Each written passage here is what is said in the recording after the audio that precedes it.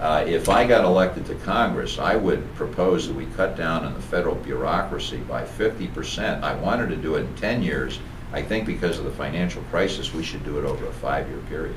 I would cut out things like the Department of Education, and people are saying, well, God, we have to keep the Department of Education. Well, I tell them the Department of Education has only existed since Jimmy Carter's presidency. And the teachers' unions endorsed, he was the first president that they endorsed. They have endorsed, every 4 years, they have endorsed a Democratic candidate for president.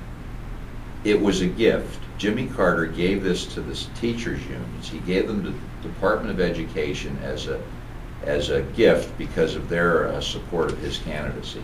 We don't need it. Parents are their children's best teachers. We can do so much more at the local level, and I think it's up to the local level. We don't need a state bureaucracy. In fact, instead of temples of academic excellence, our public schools have become propaganda factories.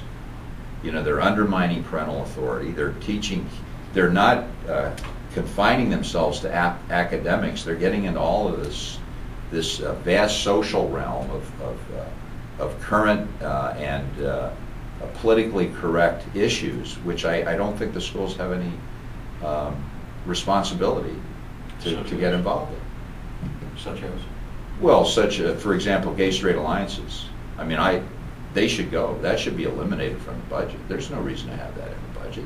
There are a lot of people who don't agree with that lifestyle. You shouldn't be forcing it down our children's throats.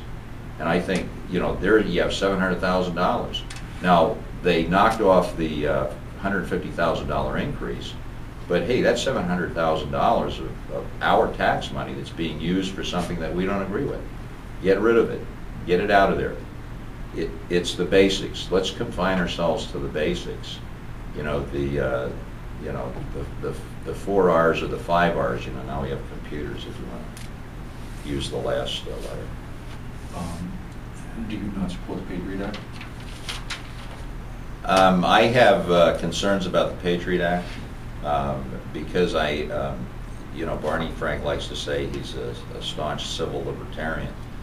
That may be true, but I think not only has Mr. Frank put the financial system at risk because of, again, I think he's a rigid ideologue who he became the affordable housing sugar daddy. He was pushing affordable housing so much that he was blinded to the reality of the situation that was developing. You had people like Franklin Raines, former Clinton budget director, who headed up Fannie Mae for 5 years. He set up a schedule of bonuses.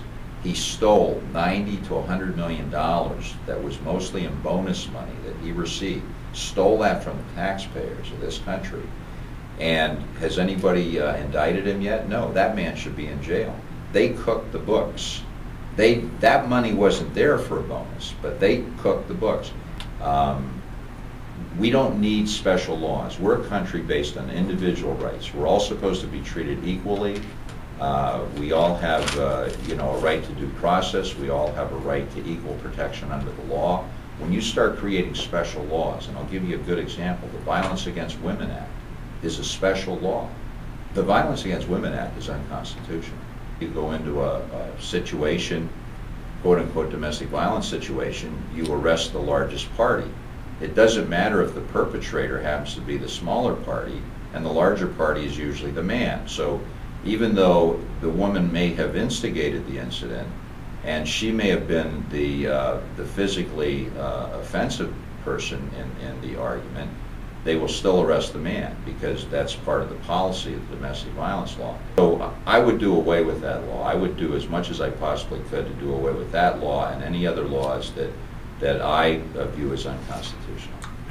Is there any segment of the population that you think needs added protection under the laws? Well, I mean, we certainly want to protect our children as much as possible, but again... adult segment of the population, blacks, minorities, Hispanics... I'm against affirmative action. I think somebody should be rewarded not by their skin color, but by their ability. I don't believe... See, I was a race relations equal opportunity specialist in the military. I do believe there is such a thing as reverse racism. You know, I've met many people, regardless of their skin color, who don't make their decisions and form their opinions of another human being based on you know, their ability, capability, and what they have in their heart. They base their decisions on stereotypes and things that they've learned you know, throughout their lifetime. And I don't think that just because there are certain groups that may have been oppressed in the past that we should give them a leg up in the future. Again, if we apply the Constitution equally, which we should be doing, it's not the Constitution that's flawed, it's the human element that's flawed. Today, and I blame a lot of it on the welfare state, today we have a situation where a lot of kids are being born out of wedlock again, but the difference is the father is absent. There's no father. And I think that's been a very destructive trend in our country. And I blame a lot of that also on no-fault divorce. I think we should do away with no-fault divorce where children are involved. I think it's a failed experiment. I think it's had disastrous effect on this country.